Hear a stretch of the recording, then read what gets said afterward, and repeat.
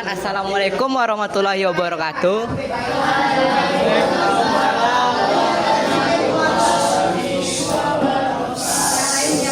Perkenalkan, nama saya Devan Rahmat Gofari, biasa dipanggil Devan, dari kelompok 1. Hari ini saya akan membahas tentang pengertian dan ciri-ciri dari interaksi sosial. Oke, kita awali dulu dengan pengertiannya. Pengertiannya adalah interaksi sosial adalah hubungan timbal balik antara individu dengan individu, individu dengan kelompok, maupun kelompok satu dengan kelompok lainnya. Contohnya, guru dan murid berdiskusi tentang pelajaran di kelas. Ciri-ciri interaksi sosial: 1. Pelakunya lebih dari satu orang. Contohnya, guru dan murid berdiskusi tentang pelajaran di kelas. Contohnya seperti gambar di sini. Nomor 2, ada komunikasi di antara pelaku melalui kontak sosial. Contohnya, teman saling bertanya dan menjawab saat mengerjakan tugas kelompok. Adanya pertukaran pesan dan tanggapan. Contoh gambarnya seperti ini. 3, mempunyai maksud dan tujuan yang jelas. Terlepas dari sama atau tidaknya tujuan tersebut dengan yang diperkirakan oleh pelaku. Contohnya, orang tua menasihati anaknya agar rajin belajar. Tujuannya yaitu supaya anak jadi pintar dan disiplin. Contoh gambarnya seperti ini.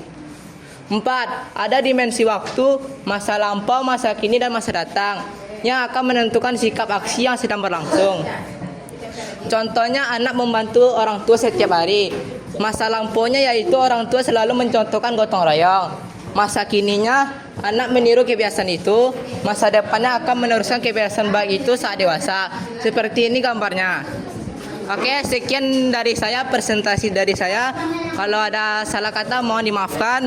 Saya Devan Ahmad Gofari, izin pamit. Assalamualaikum warahmatullahi wabarakatuh. Saya akan menjelaskan materi kelompok saya. Pertama, ada syarat-syarat terjadinya interaksi sosial, yaitu ada kontak sosial, kata kontak. Kontak sosial dapat bersifat positif dan negatif. Kontak sosial positif mengarah pada kerjasama, sedangkan kontak sosial negatif mengarah pada pertentangan atau konflik. Ada juga komunikasi. Komunikasi adalah pengiriman dan penerimaan pesan atau berita antara dua orang atau lebih, sehingga pesan yang dimaksud dapat dipahami. Ada juga jenis-jenis komunikasi, yaitu berdasarkan bentuknya. Ada komunikasi verbal, menggunakan kata-kata baik secara lisan maupun tertulis. Yang kedua, komunikasi nonverbal, menggunakan bahasa tubuh seperti ekspresi wajah, gestur, postur, kontak mata, dan intonasi suara untuk menyampaikan pesan tanpa kata-kata. Yang ketiga, komunikasi tertulis, menggunakan simbol tertulis seperti huruf dan angka, melalui media seperti surat, email, dan pesan teks. Keempat, komunikasi visual, menggunakan gambar, foto, grafik, atau video untuk menyampaikan pesan, seperti yang sering ditemukan dalam iklan atau presentasi. Jenis-jenis komunikasi berdasarkan tujuannya. Pertama, komunikasi internal, terjadi di dalam suatu organisasi atau perusahaan. Yang kedua, komunikasi eksternal, terjadi antara organisasi dengan pihak luar. Yang ketiga, komunikasi informal, terjadi secara spontan dan tidak resmi dalam kehidupan sehari-hari. Keempat, komunikasi non-formal, dilakukan dalam konteks yang tidak terlalu resmi. Interaksi sosial ada unsur-unsurnya, yaitu pertama, pengiriman atau komunikator, pihak yang memulai komunikasi dengan menyampaikan gagasan, ide, atau informasi. Contohnya, seorang manajer yang memimpin rapat tim. Yang kedua, pesan, informasi, ide, atau gagasan yang ingin disampaikan oleh pengirim. Contohnya, materi presentasi yang dibagikan, data penjualan, atau arahan untuk menyelesaikan tugas. Ketiga, media, jalur atau saluran tempat pesan disampaikan, bisa secara langsung atau tidak langsung. Contohnya, percakapan tatap muka, telepon, email, dan pesan instan. Yang keempat, penerima atau komunikan, pihak yang menerima pesan dari pengirim. Contohnya, peserta rapat tim yang mendengarkan, manajer atau rekan kerja yang membaca email yang dikirimkan. Yang kelima, umpan balik atau feedback, respons atau tanggapan dari penerima setelah menerima pesan. Contohnya, mengangguk saat setuju.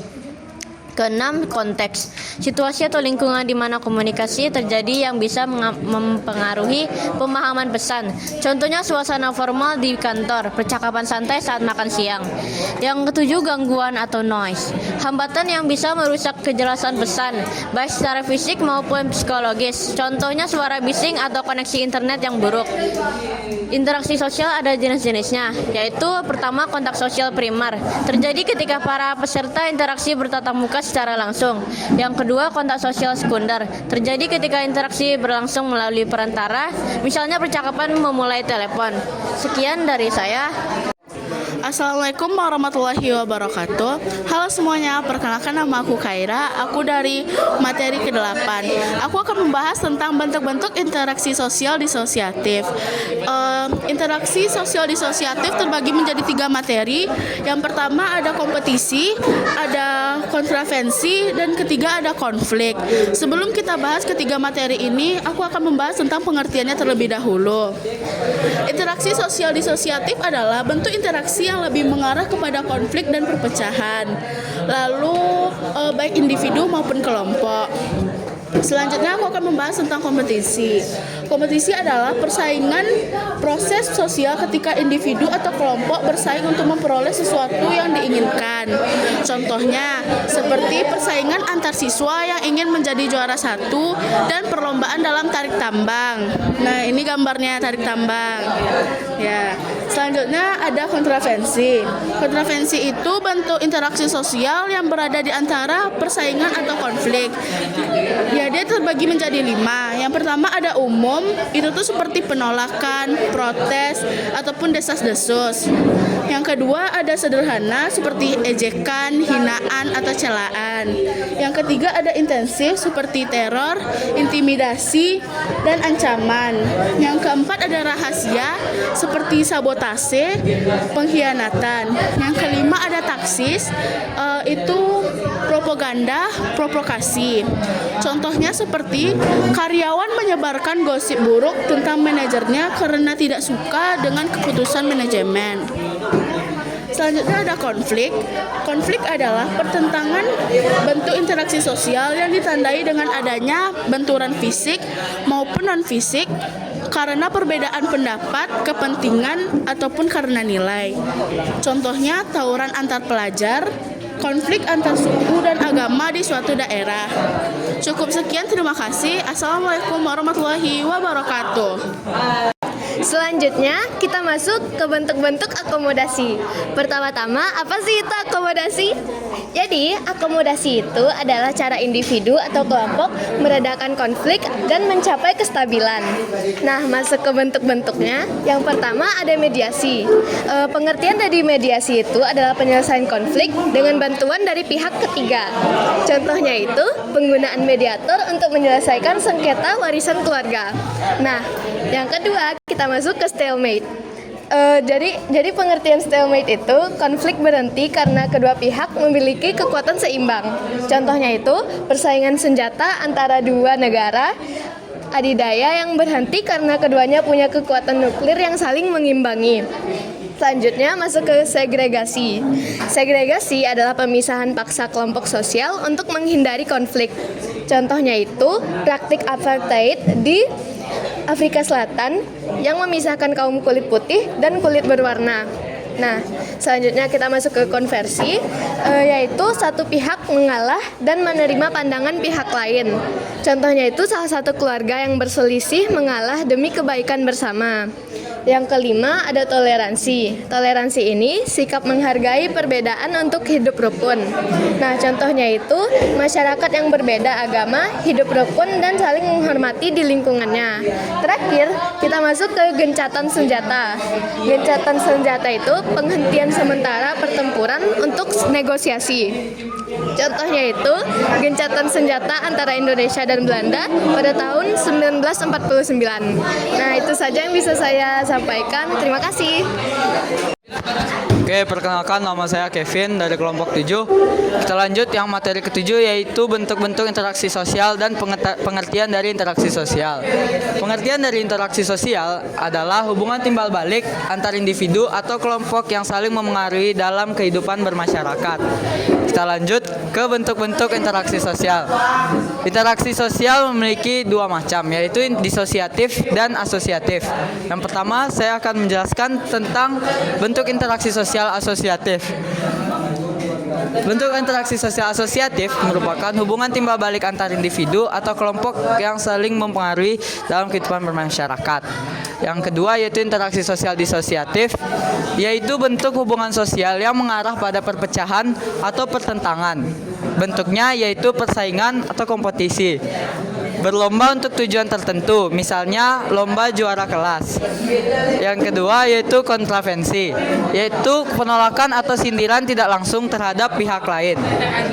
Yang terakhir yaitu konflik. Konflik adalah pertentangan terbuka, misalnya tawuran antar kelompok atau antar suku. Yang kedua, asimilasi. Asimilasi merupakan proses pembauran dua budaya menjadi budaya baru hingga ciri asli mulai hilang. Contohnya pengaruh budaya asing yang masuk ke Indonesia tentang gaya makanan dan cara berpakaian. Sekian dari kelompok 7, terima kasih. Perkenalkan, nama saya Rainer Edin Priyadi. Pada kesempatan kali ini saya akan mempresentasikan bentuk-bentuk interaksi sosial asosiatif. Pertama, kerukunan atau gotong royong. Pengertiannya kerjasama yang dilakukan secara sukarela demi kepentingan bersama. Contohnya warga kampung bersama membersihkan lingkungan. Koalisi atau coalition. Pengertiannya kerjasama antar kelompok atau pihak punya tujuan yang sama. Contohnya beberapa partai politik bergabung untuk memenangkan pemilu. Ketiga, kooptasi. Pengertiannya kerjasama dengan cara menerima anggota baru untuk memperkuat organisasi. Contohnya klub olahraga menambah anggota baru yang berbakat. Kemitraan. Pengertiannya kerjasama dua pihak atau lebih dalam bidang usaha untuk keuntungan bersama. Contoh klub olahraga perusahaan Indonesia bekerja sama dengan Jepang membuat mobil listrik. Tawar-menawar. Pengertiannya proses kerjasama dengan saling memberi dan menerima agar ada kesepakatan. Contohnya pedagang dan pembeli bernegosiasi harga di pasar. Sekian, terima kasih. Faktor-faktor yang mempengaruhi interaksi sosial, yang pertama ada simpati. Simpati adalah perasaan tertarik atau peduli terhadap orang lain karena kita menghargai sifat, perbuatan, atau keadaan yang dialaminya. Contohnya yaitu seorang siswa merasa simpati kepada temannya yang rajin dan suka membantu guru. Yang kedua ada empati. Empati adalah kemampuan seseorang untuk merasakan dan memahami perasaan orang lain seolah-olah dialaminya sendiri. Contohnya yaitu ketika temanmu sedang sedih karena kehilangan hewan peliharaan, kamu ikut merasa sedih dan menenangkannya. Yang ketiga ada sugesti. Sugesti merupakan pengaruh yang diberikan seseorang kepada orang lain sehingga orang tersebut mengikuti atau mempercayai pendapat tanpa berpikir panjang. Contohnya yaitu seseorang membeli produk tertentu karena percaya dengan iklan di televisi. Yang keempat ada motivasi. Motivasi adalah dorongan dari dalam diri seseorang atau dari luar yang membuat seseorang melakukan sesuatu untuk mencapai tujuan tertentu. Contohnya siswa belajar giat karena ingin mendapat nilai tertinggi. Yang kelima ada imitasi. Imitasi adalah tindakan meniru sikap, gaya, atau perilaku orang lain baik secara sadar maupun tidak sadar. Contohnya yaitu anak kecil meniru cara bicara dan berpakaian orang tuanya. Yang keenam ada identifikasi. Identifikasi adalah proses menjadikan seseorang sebagai panutan dan berusaha meniru seluruh kepribadiannya. Biasanya dilakukan karena kekaguman yang sangat tinggi. Contohnya seorang siswa berusaha menjadi seperti gurunya yang bijak dan sabar. Perkenalkan, nama saya Muhammad Alif. Bentuk-bentuk interaksi sosial asosiatif akomodasi. Akomodasi proses penyesuaian untuk menyelesaikan konflik agar tercipta kedamaian. 1. Koersif, penyelesaian dengan paksa. Contoh, pemerintah memaksa kelompok yang berkonflik untuk berdamai. 2. adjudikasi, penyelesaian lewat pengadilan atau hukum. Contoh, dua perusahaan menyelesaikan sengketa di pengadilan. 3. Kompromi. Kedua pihak mengurangi tuntutan agar sepakat. Contoh, dua siswa sebagai waktu presentasi. 4. Arbitrase. Ada pihak ketiga yang berpilih bersama untuk memutuskan masalah. Contoh, wasit menyelesaikan perselisihan permainan. 5. Konsiliasi. Musyawarah atau mediasi untuk memperbaiki hubungan. Contoh, kepala sekolah mempertemukan dua siswa yang bertengkar. Sekian dari